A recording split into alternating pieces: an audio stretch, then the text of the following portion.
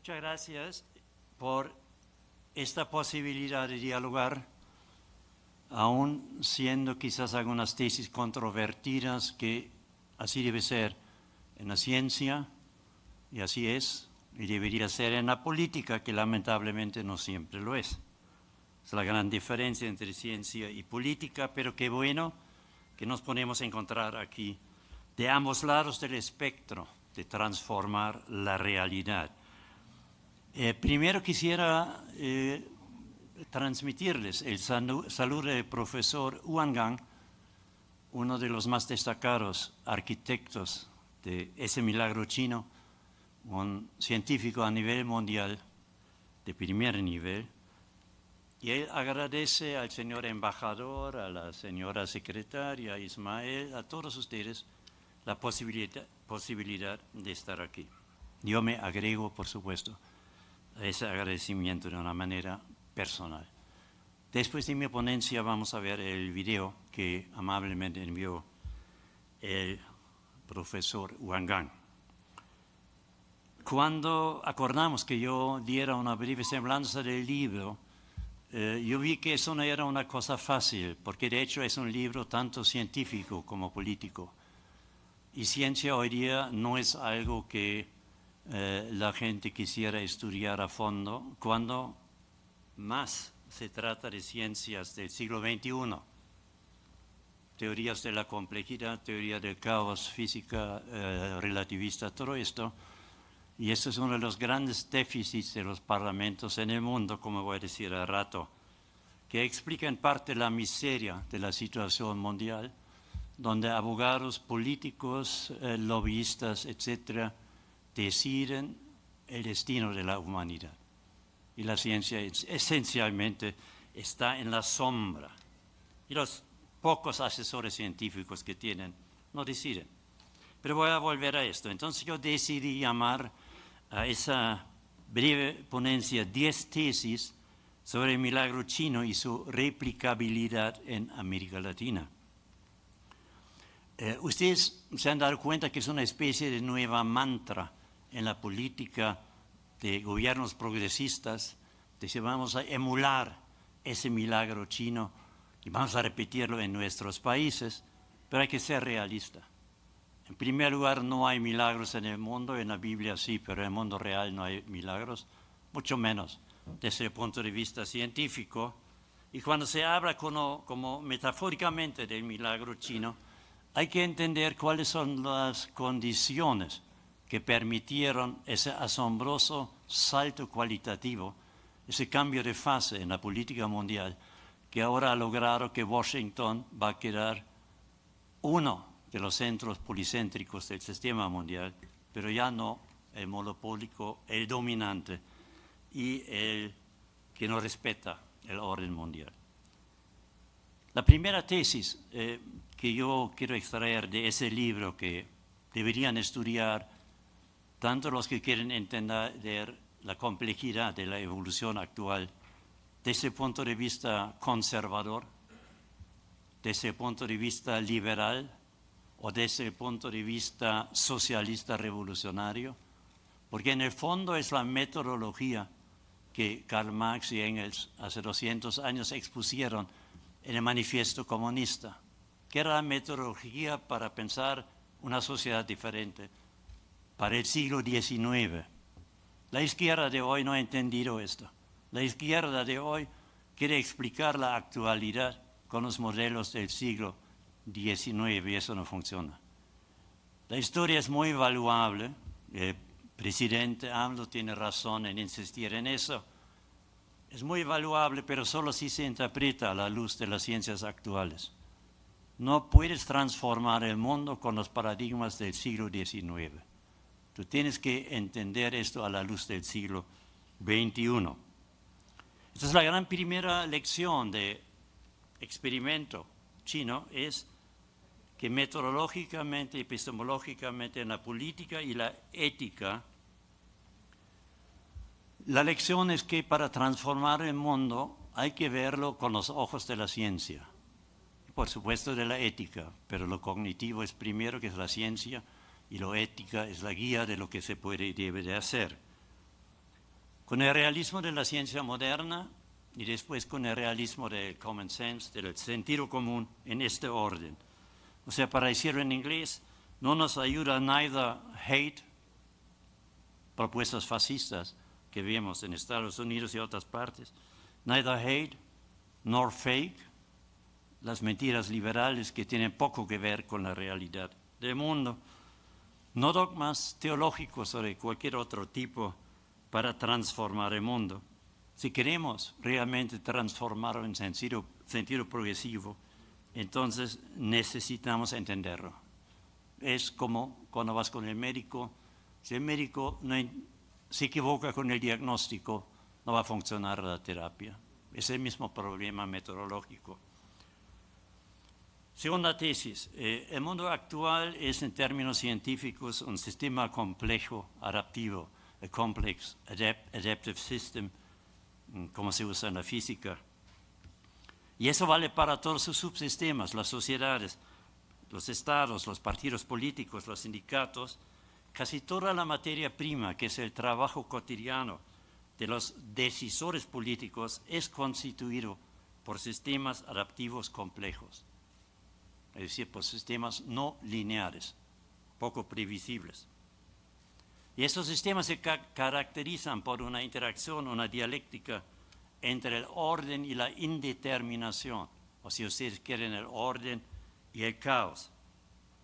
Es decir, en todo sistema existente hay un orden establecido y hay un orden emergente, y esa dialéctica de opuestos es inevitable de parar porque expresa la única constante que existe en el universo, que es el movimiento. Y movimiento es equivalente a cambio. Entonces, esa es la identidad del universo y, por supuesto, su subsistema, el universo social en que vivimos. Y para entender ese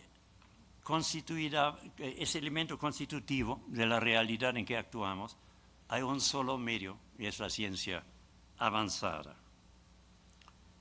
Entonces, la ciencia y la ética son claves en esto, pero ambos son subsistemas de la cultura. Si no entendemos cultura en un sistema superficial como Bellas Artes, sino con sistema integrativo de diferentes lenguajes normativos, etc., entonces no entendemos qué es cultura y la función que cumple. De hecho, la existencia humana se basa en 4 relaciones sociales, económicas, militares, políticas y culturales. Y por eso es necesario entender que la cultura, en ese sentido científico del software integrativo de cualquier sistema social, con su esencia, la ciencia, la ética, crítica, esa cultura es el algoritmo decisivo de la política y de cualquier transformación o conservación. La cuarta, y esto se ha entendido en China, el cuarto elemento, la cuarta tesis es la relación del presidente Xi Jinping, o como cariñosamente lo llaman también en China, Xi Dada, papá Xi, con el software de la transformación responsable. Xi ha definido los 5 vectores del éxito del milagro chino de la siguiente forma. Él ha dicho: para hacer una política exitosa en bien del pueblo y de la nación, se necesita A, conocer la realidad nacional del momento, la contemporánea; B, la realidad nacional histórica; C, hay que tener una gran cultura general, por eso sus constantes referencias a los 2000 años de cultura china; y hay que tener las ciencias más avanzadas de la humanidad, desde Sun Tzu hasta la física cuántica y la teoría del caos del siglo XXI. Y esto, por supuesto, está y tiene que estar vinculado al compromiso del bien común de las mayorías y el bien de la nación. La quinta tesis, entonces, es un poco desconcertante, como cuando estás con el dentista y se acerca el nervio, y te pones nervioso. La quinta tesis me parece que es empíricamente irrefutable, pero va a causar alguna reacción sorprendida. La sociedad global, diría yo, y lo podemos discutir si quieren después, pero está documentado en el libro. La sociedad global está en manos de improvisados y lobbyistas en el sentido expuesto, en el sentido de que aquellos que generan la tecnología que determina la evolución de la sociedad, los científicos, prácticamente no juegan un papel en los parlamentos. Entonces, lo malo es que esos decisores que votan son abogados, corporate lawyers, muchas veces, pero hay pocos científicos y el mejor ejemplo de esto es la primera potencia económica, política, militar, nuclear del mundo, que es Estados Unidos. Si ustedes analizan las investigaciones del US Congressional Research Service, que es un branch, que es una rama del Congreso estadounidense, sobre la composición del Parlamento que encabeza Biden de alguna forma, es así que 97% de los miembros del Congreso, o sea, diputados y senadores, profesan una afiliación religiosa cristiana en ese caso.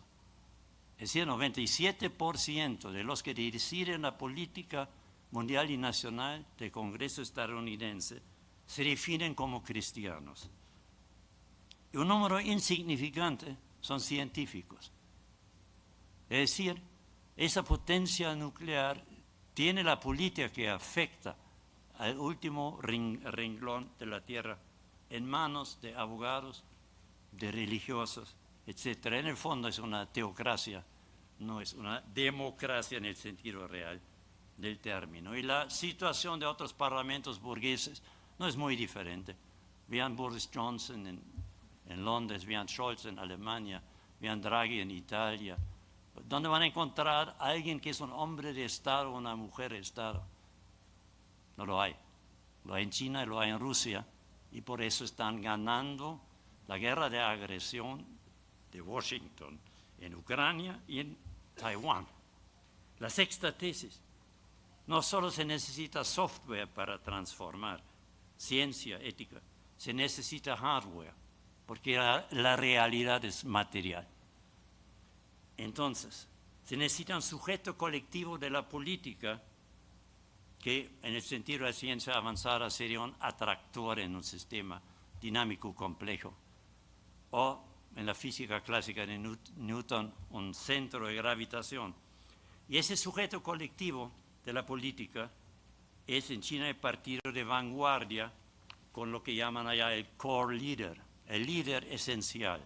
Eso puede causar un poco de reflexión, pero si traducimos ese lenguaje a un lenguaje de la teoría de sistemas, entonces básicamente lo que dice, un sistema que no tiene un atractor, o que no es conducida en su evolución por un centro de gravitación, tiende inevitablemente hacia la incertidumbre y probablemente futuros estados de incertidumbre, de caos. Por lo tanto, sabemos de la teoría de sistemas, de toda la ciencia del siglo XXI, que un sistema que no tenga un atractor, para hablar ya con Loren y con la teoría del caos, que no tenga un atractor que oriente la evolución del sistema adecuadamente, va a terminar en una fase caótica y su colapso. Séptima tesis, todo esto, esa complejidad, me hizo pensar que escribir un libro sobre China no es suficiente hablar de la teoría del imperialismo clásico de Lenin, por ejemplo, o de la economía política de Marx, y tampoco de los proyectos de la geopolítica, que en términos generales son descriptivos y superficiales. Pero no es analítico, no es científico realmente lo que tenemos allá. Y entonces decidí construir un nuevo paradigma que algunos han definido como el nuevo paradigma científico de la geopolítica transdisciplinaria, que sería un reflejo de esa complejidad del mundo que vivimos actualmente. Octava tesis: La sociedad humana sigue siendo una realidad gobernada por las leyes de la biosfera. Bueno, ahí obviamente está Darwin, está Newton, está Marx, está Sun Tzu, Lorenz, etc. Pero la esencia obviamente está en la formulación de Charles Darwin, survival of the fittest. Cualquier sistema biológico está sometido a la necesidad de reproducción y de defensa de su hábitat. Y eso es survival of the fittest, el más adecuado a los cambios. Y solo los subsistemas sociales que entienden esto, porque la sociedad es un subsistema de esa ley de la biosfera, que es determinante como es la ley de la gravitación en el mundo físico. Y solo los subsistemas, gobiernos, estados, sindicatos, políticos, militares, que entiendan esa legalidad de la evolución social, cumplen con su deber de evitar las catástrofes que estamos viviendo en el mundo.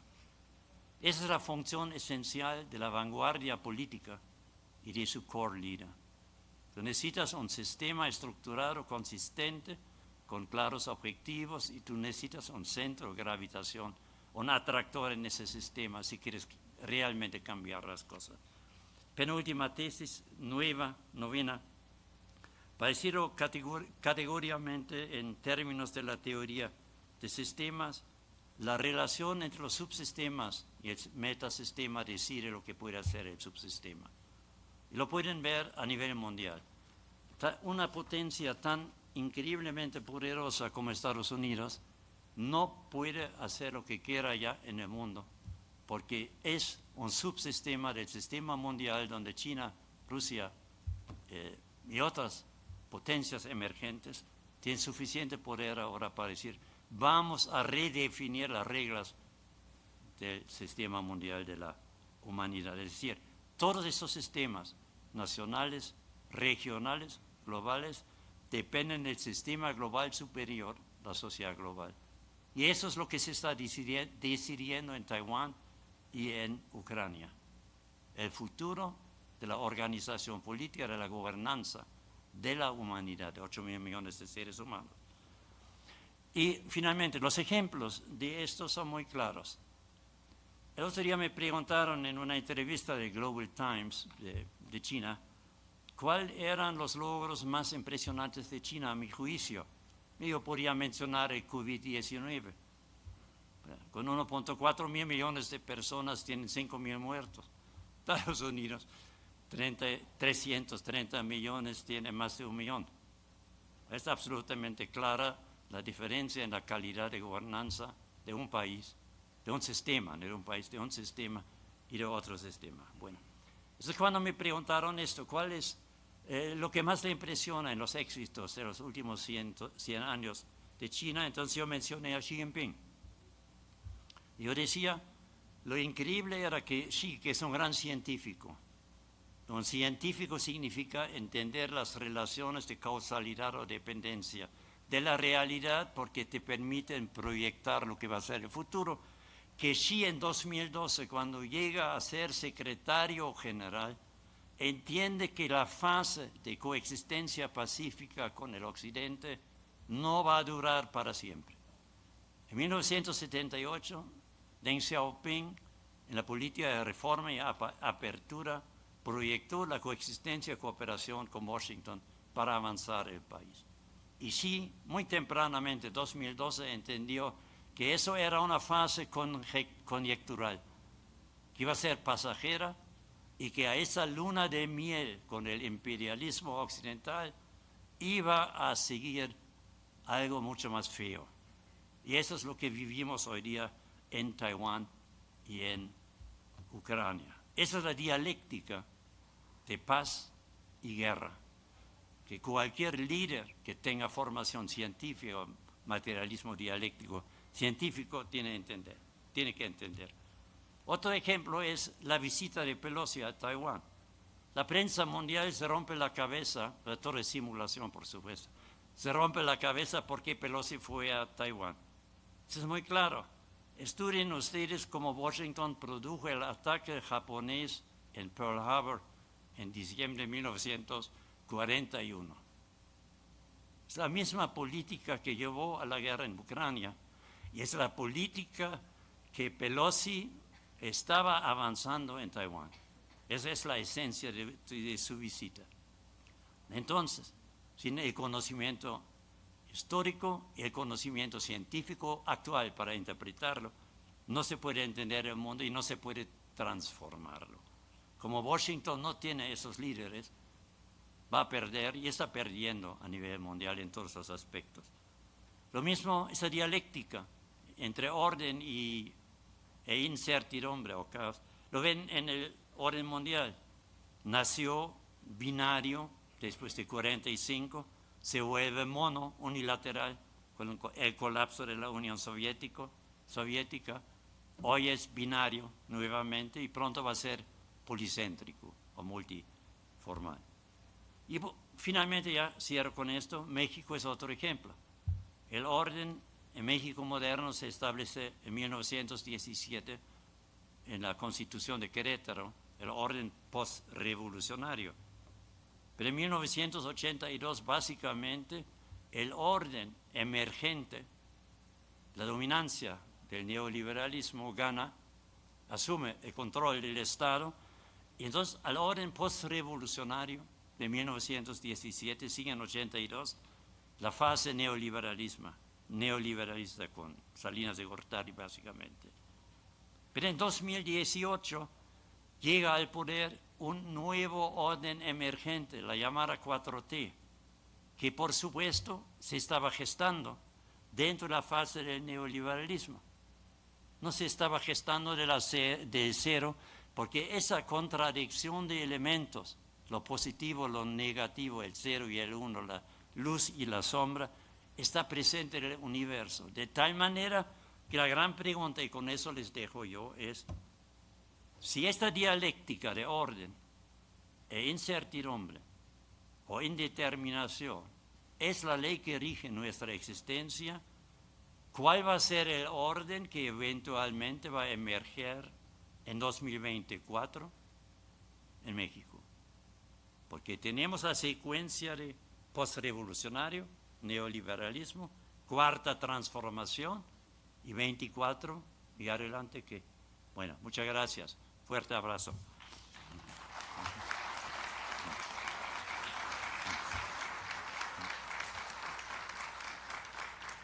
Muchas gracias, profesor Dietrich, por esta sugerente, innovadora e interesante exposición de su sistema de análisis.